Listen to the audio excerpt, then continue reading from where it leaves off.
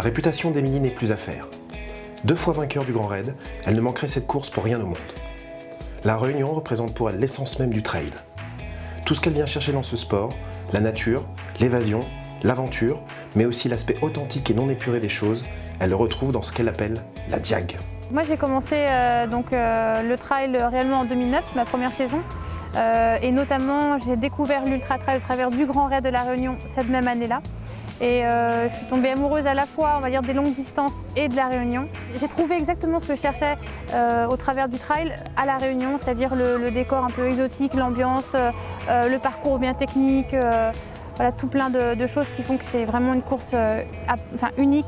Le sport en général, c'est devenu aujourd'hui, plus qu'une passion, c'est devenu une hygiène de vie. Voilà, aujourd'hui, ça a changé en fait, complètement ma perception de la vie et des valeurs.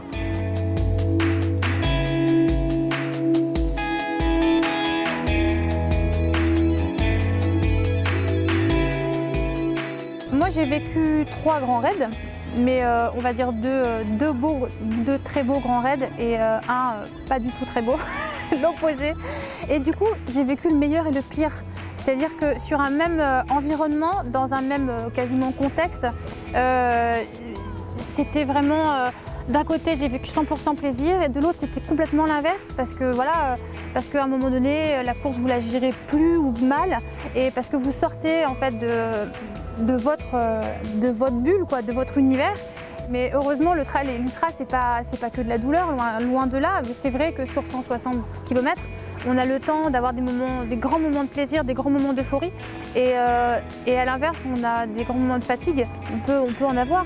La notion d'équipe, on va dire, ou du moins l'entourage dans le trail en général, mais dans l'ultra encore plus, est très important parce qu'il n'y a pas seulement le moment de la course, il y a tout l'amont de la course, toute la préparation. Si effectivement derrière on est porté et supporté par son entourage proche, sa famille, son conjoint, ses amis, si on a un coach, si on a une équipe, etc. qui nous entoure, donc qui croit en nous, qui nous pousse et qui nous aide d'une manière ou d'une autre, ça transcende. Ça, c'est un moteur. C'est un moteur énorme, vital, et on en a besoin et c'est ce qui fait vivre et c'est ce qui fait vibrer dans le trail.